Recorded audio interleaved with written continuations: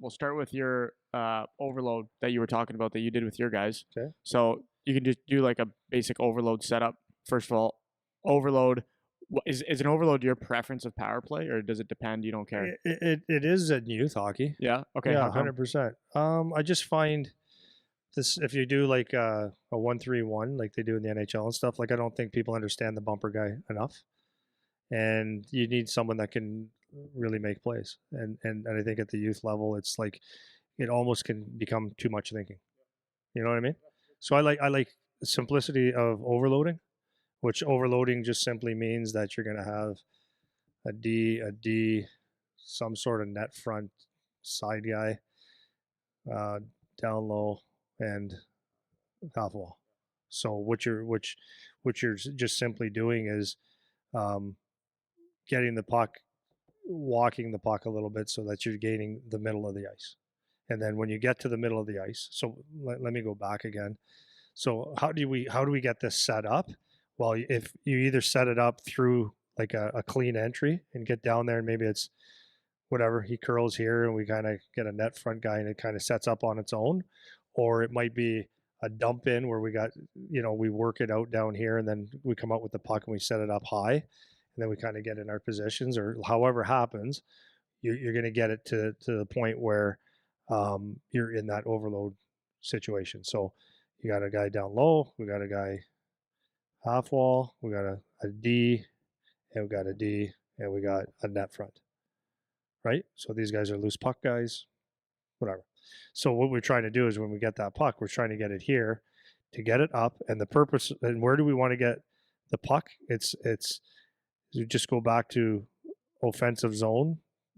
Anything in the offensive zone is you want to get all your shots from outside the dots or inside the dots. That's the goal, is to get the puck inside the dots. So that's why I said you want to get the puck to the middle. And what are the penalty killers trying to do? They're trying to keep it to the outside. But you have the advantage, so that's that. Now, one of the things I would say is, how do you get it to the outside? Like when I watch some of the youth hockey, let's say even if there's the guy on the half wall here has the puck, but he's getting a little bit of pressure. So a lot of times you'll see the D's like this. It's like anytime you see a little bit of pressure, like even if maybe there's some work down here that was happening, this D just has to get to the wall so it's an easy out.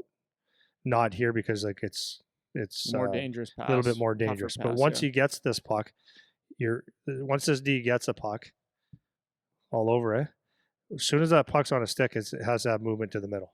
So because what that does is it has to bring a guy over a little bit. So this frees up this guy. So talking about your movement, sorry, buddy. No, this is perfect. Okay, but talking about your movement, that's a half wall guy and down low.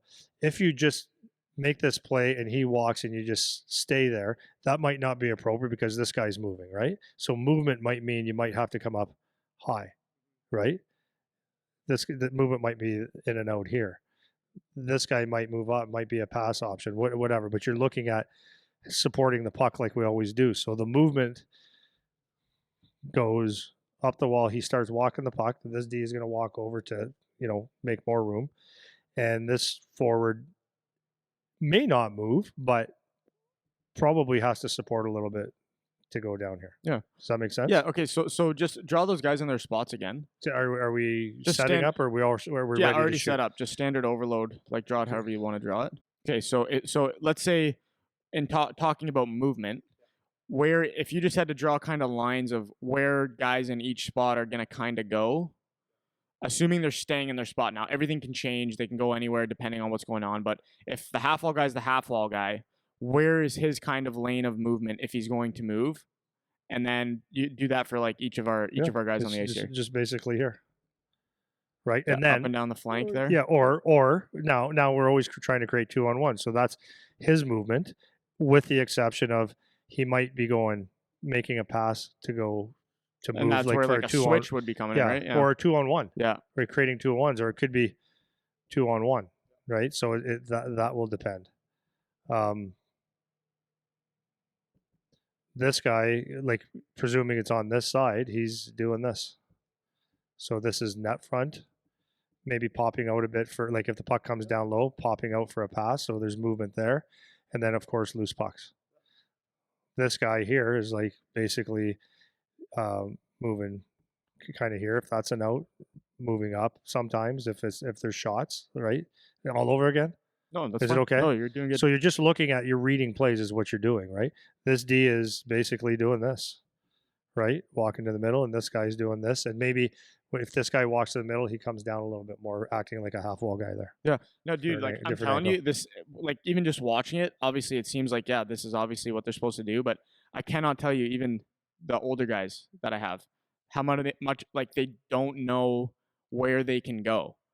You know? So it's that goes back to that conversation I was having before about being patient versus moving. Like they're like, okay, do I go? Do I stay? Am I supposed to be here because I'm the half wall guy? Do I have to stay here? How far in can I go? Like they don't know the answers to these questions. So just by just simply doing that, what you just did is showing that path, even though it's very a vague path. It's not like you can only do this. Yeah. But Well, then there's principles, right? exactly. So when the puck goes down, we're like, so that means like maybe scrambles or it's in the corner here. Well, then there's no, then there has to be some kind of movement, right? So the half wall guy, if the puck's down and there's scrambles, and then he has to go down, and this guy, you're getting back to your positions. This guy is not going to stay at the net front. If the puck is down low, he's going to probably have to help out. Or if we have possession doing that, he's going net front to maybe a pop out pass, right? So it's just that's a little bit of movement, but it is movement, right? And I mean, like, there's all kinds of details of what do you get in front of a guy, get under a stick, get over a stick, whatever. This might even be a pop out here for an option here. Um, when the puck goes up, so this guy's down here. Let's say he popped out. So when I say when the puck comes up, now we go kind of net. Now we're thinking we want more traffic at the net, and um, so that if there are shots from anywhere, we have people here. So it could be, the guy that was a net front might pop out for a high tip, and this guy goes for a low tip. Maybe you got two low tips, like whatever. Like you choose what you want to do and see what works, right?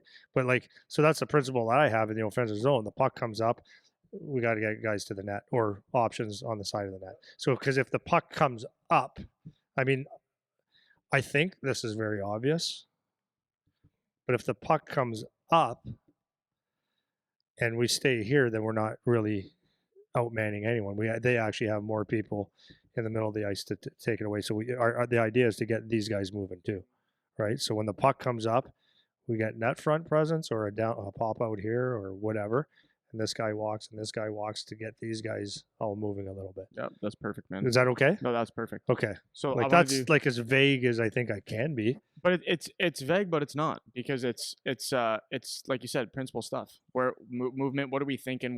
What's the mindset? And then go play. And it goes back to what you said last episode. We were talking about offensive zone. It's like there's not a lot of coaching necessarily that has to happen in the offensive zone outside of some basic structure, which is what we just did. It's like here's some basic structure, but you have to go make plays. If the play for the net front guys to go far side post low for a release, you have to be able to do that.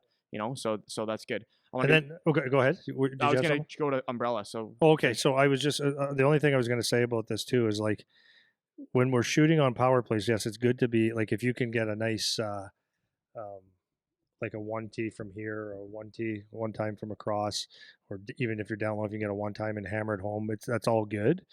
But it is all good. But like if we're getting shots, no matter where they come from, pop outs, whatever they come from. But let's say these shots here, it's not critical that you're trying to pick the Pringles can in the corner of the net. It's not critical. What is actually more important is that especially if you have traffic, is that you get decent velocity shots on net, not on the ice, but off the ice that are tippable to bounce in. And you'll be amazed how many of those shots go in. So, you see a lot of times D try to, or see people that wind up and try to hit that little spot there, or maybe they're trying, or maybe it's lucky, whatever. But what happens is you got that back check again. Like you want to keep possession, I guess. So if you have some traffic in front of the net, just getting like, instead of shooting like at 100%, maybe it's coming in at 85, but they're tippable shots like 12 inches off the ice, even higher, where a stick comes on it and changes the trajectory of the puck. yeah, I don't know if he still is because I haven't watched him in a bit. But Eki used to be really good at that, just like sifters from the blue line. and just Yeah, getting them through. yeah, You know, he was great at it. He had a release that like they saw a lot. Some of them were knuckleballs, but they're hard, but they weren't hard.